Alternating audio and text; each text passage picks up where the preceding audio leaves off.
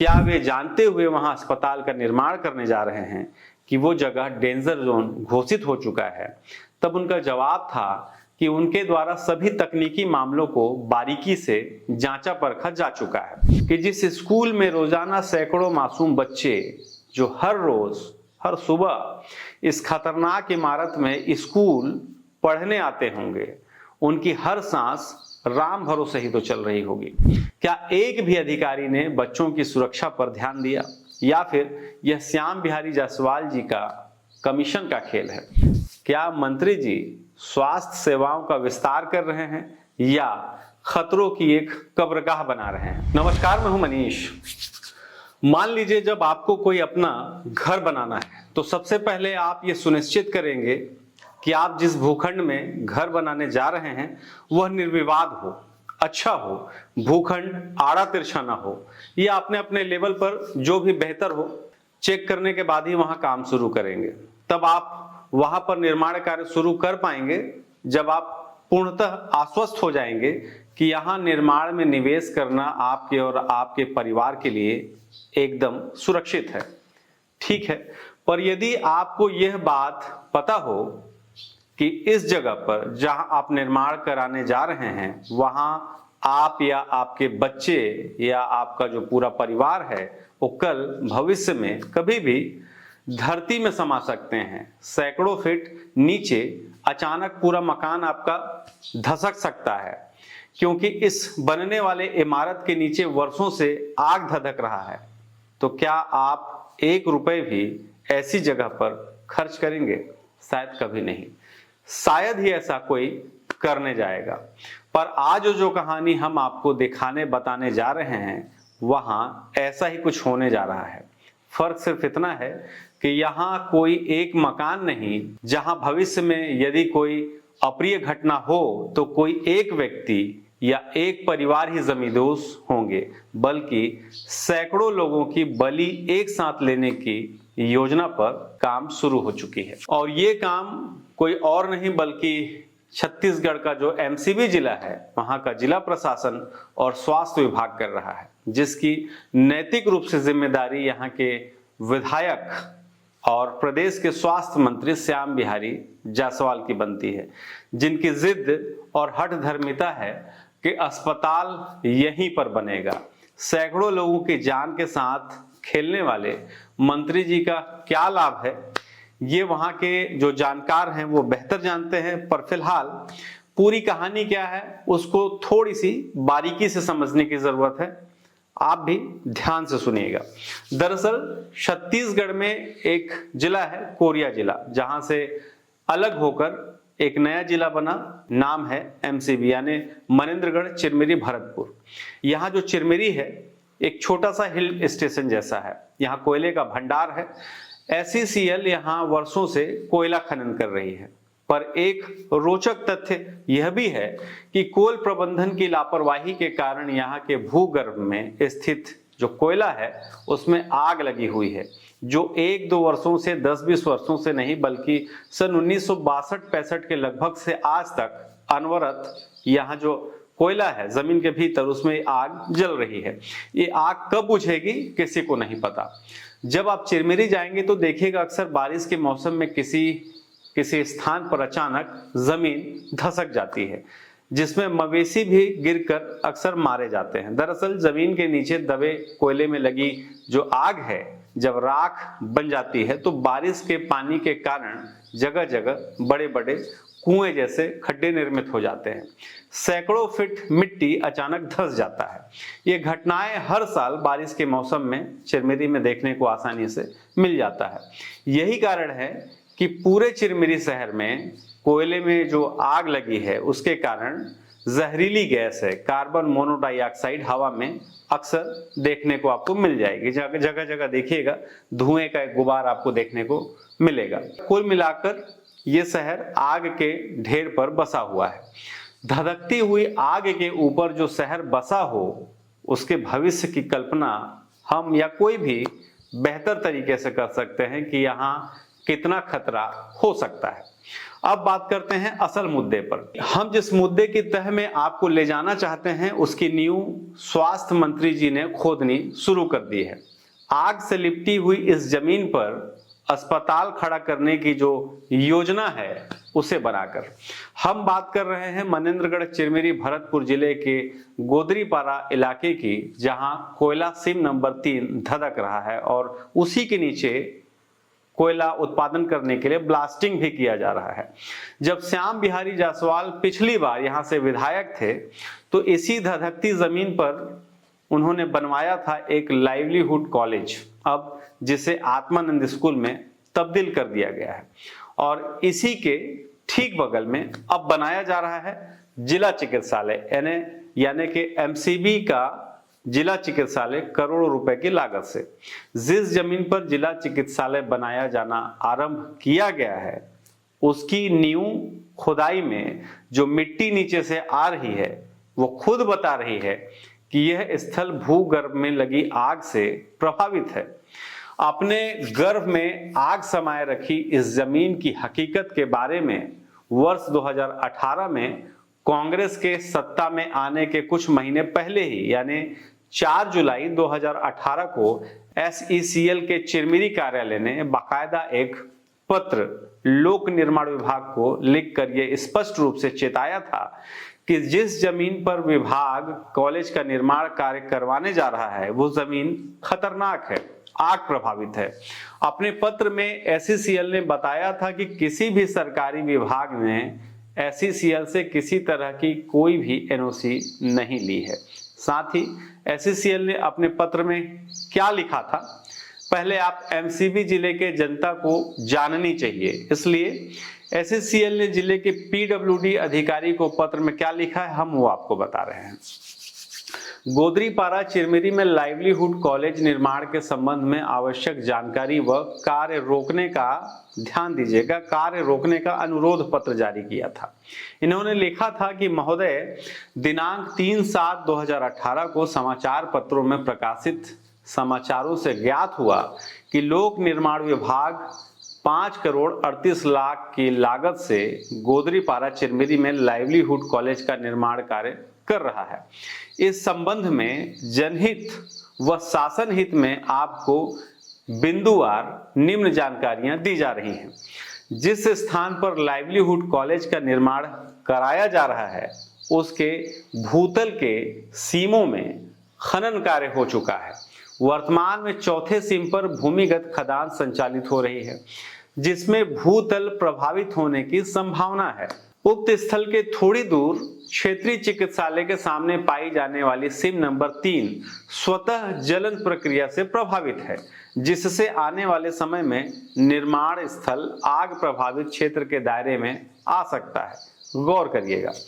तीसरे नंबर पे इन्होंने लिखा था कि कोरासिया के सीम नंबर 3 जो कि आग प्रभावित है, जिस पर नियंत्रण पाने के लिए आने वाले दिनों में प्रबंधन द्वारा ओपन कास्ट खान पद्धति द्वारा संचालन किया जा सकता है, जिससे लाइवलीहुड कॉलेज निर्माण स्थल भी प्रभावित होगा। स्पष्ट रूप से इन्होंने लिखा था लाइवलीहुड कॉलेज निर्माण के लिए लोक निर्माण विभाग या अन्य किसी भी शासकीय विभाग द्वारा कॉलेज प्रबंधन से किसी प्रकार की NOC या अन्य जानकारियां नहीं प्राप्त की गई हैं। संदर्भित भूमि क्षेत्र कुरासिया लीज क्षेत्र के अंतर्गत वन राजस्व भूमि के तहत है। और पांचवा जो बिंदु है, अतः जनहित शासन हित में आपसे विनम्र आग्रह है कि आरंभ किया गया लाइवलीहुड कॉलेज निर्माण का कार्य तत्काल रोका जाए, अन्यथा भविष्य में होने वाले किसी भी तरह की क्षति या दुर्घटना के लिए SECL प्रबंधन किसी भी तरह जिम्मेदार नहीं होगा। आप समझ गए होंगे। तब यानी 2018 में ही SECL प्रबंधन ने हाथ खड़े कर दिए, किसी तरह की जिम्मेदारी लेने से भी साफ साफ इन्होंने पत्र के माध्यम से मना कर दिया था। किंतु तब के कलेक्टर, यहाँ के जो स्थानीय नेता हैं, इन सभी लोगों ने मिलकर SECL के अधिकारियों को खूब टॉर्चर किया, थाने में बिठाया, खूब प्रेशर बनाया कि आपने ऐसा पत्र क्यों जारी किया। पत्र को वापस लेने के लिए दबाव बनाया गया, परंतु SECL ये जानता था कि भविष्य में अगर कोई भी बड़ी अनहोनी होगी तो प्रबंधन के अधिकारियों को कोई नहीं बचा सकता। और कानूनी कार्रवाई तो एकदम अलग सी बात है, वो सारी बातों को छोड़िए, भीतर से उनकी अंतरात्मा को ये स्वीकार नहीं था कि ये कोई कब्रगाह तैयार करने में अपनी सहभागिता दिखाएं। इसलिए उन्होंने साफ पल्ला झाड़ लिया। पत्रकारों से लेकर उस समय नेताओं को पीडब्ल्यूडी के अधिकारियों ने लाखों रुपए का जो रिश्वत है वो बांटा, ताकि ये मामला किसी तरीके से पब्लिक के बीच में न जाए, और किसी तरह लाइवलीहुड कॉलेज का निर्माण हो गया। फिर सरकार आई कांग्रेस की, तब से इस लाइवलीहुड कॉलेज में स्वामी आत्मानंद स्कूल का संचालन किया जा रहा है। यह कोई साधारण स्थल नहीं है, वो आग से ग्रसित कोयला सीम है जहां तापमान बढ़ता रह रहा है, नीचे ब्लास्टिंग हो रही है जिससे ऊपर भवन कपकपा जाते हैं, दीवारों में दरारें आ जाती हैं और कभी भी बड़ा हादसा हो सकता है। इतना ही नहीं, उस पूरे क्षेत्र से खतरनाक जहरीली मीथेन गैस का रिसाव होता रहता है जो निर्माणाधीन अस्पताल और स्कूल को विषाक्त बना सकती है। फिर भी इस पूरे निर्माण के दौरान एक भी पर्यावरणीय स्वीकृति यानी एनवायरमेंटल क्लियरेंस नहीं ली गई, और न ही कभी SECL से न किसी अधिकारियों से कोई NOC ली गई। अब आप जरा सोचिए कि जिस स्कूल में रोजाना सैकड़ों मासूम बच्चे जो हर रोज हर सुबह इस खतरनाक इमारत में स्कूल पढ़ने आते होंगे, उनकी हर सांस राम भरोसे ही तो चल रही होगी। सवाल सिर्फ निर्माण का नहीं है, सवाल है इस निर्माण के पीछे की जवाबदेही की। क्या एक भी अधिकारी ने बच्चों की सुरक्षा पर ध्यान दिया, या फिर यह श्याम बिहारी जायसवाल जी का कमीशन का खेल है? अगर ऐसा नहीं है तो विचार करिएगा, आखिर उसी स्थान पर 4-5 एकड़ वाली जमीन में अस्पताल बनाने पर वे क्यों तुले हैं, जबकि जिला अस्पताल बनने के लिए या बनाने के लिए सुरक्षित विकल्प के लिहाज से कम 10 से 12 एकड़ जमीन की आवश्यकता होती है। तो फिर क्यों कम जमीन पर अस्पताल बनाया जा रहा है, वो भी जोखिमग्रस्त जमीन पर, जबकि अपनी हकीकत जमीन जो है वो खुद चीख चीख कर कह रही है कि यह निर्माण कार्य न तो सुरक्षा मानकों पर खरा उतरता है, न ही किसी व्यवहारिक जरूरत को पूरा करता है, बल्कि यह प्रतीत होता है कि मानो मंत्री जी ने जनता की जान और सरकारी खजाने को दांव पर लगाकर खनिज में लगी आग के ऊपर कमीशन की ईंटें जोड़नी शुरू कर दी है। यह परियोजना विकास नहीं, सत्ता के लालच की राख से उठती एक ठेकेदारी पुनर्जागरण योजना लगती है, जिसमें जनता का पैसा जलता है और लाभ सिर्फ गठजोड़ वाले सत्ता की जेब में पहुंचता है। ऐसे में सवाल उठता है, क्या मंत्री जी स्वास्थ्य सेवाओं का विस्तार कर रहे हैं या खतरों की एक कब्रगाह बना रहे हैं? इस पूरे मामले में हमारी प्रदेश के जो स्वास्थ्य मंत्री हैं श्याम बिहारी जायसवाल और स्थानीय विधायक हैं, उनसे भी हमारी बातचीत हुई। हमारे सवाल पर कि क्या उन्हें SECL के 2018 वाले पत्र के बारे में जानकारी है, क्या वे जानते हुए वहां अस्पताल का निर्माण करने जा रहे हैं कि वो जगह डेंजर जोन घोषित हो चुका है, तब उनका जवाब था कि उनके द्वारा सभी तकनीकी मामलों को बारीकी से जांचा परखा जा चुका है। सभी प्रकार के टेस्ट उपरांत जो अंतिम तकनीकी रिपोर्ट आई है, उसके बाद ही यहाँ पर निर्माण कार्य शुरू किया गया है। हमें कुछ पेपर भी उनके द्वारा भेजी गई हैं, यानी मंत्री जी संतुष्ट हैं। फिर भी ऐसे समय में हमारा सवाल है कि चलिए मान लेते हैं कि सब कुछ आपके नियम कानून के हिसाब से हो रहा है, तो फिर क्या SECL ने जो पत्र वर्ष 2018 में जारी कर काम पर रोक लगाने का आग्रह किया था, क्या वो गलत था? क्या भविष्य में यदि कोई अस्पताल या फिर आपके समय में निर्मित लाइवलीहुड कॉलेज, जिसमें आज आत्मानंद स्कूल संचालित है, जहां लगभग 600 से भी ज्यादा बच्चे फिलहाल पढ़ रहे हैं, यदि वो भविष्य में जमींदोज हो जाता है यानी जमीन के भीतर में चला जाता है, तो क्या जिला प्रशासन MCB या आप इसके जिम्मेदार होंगे?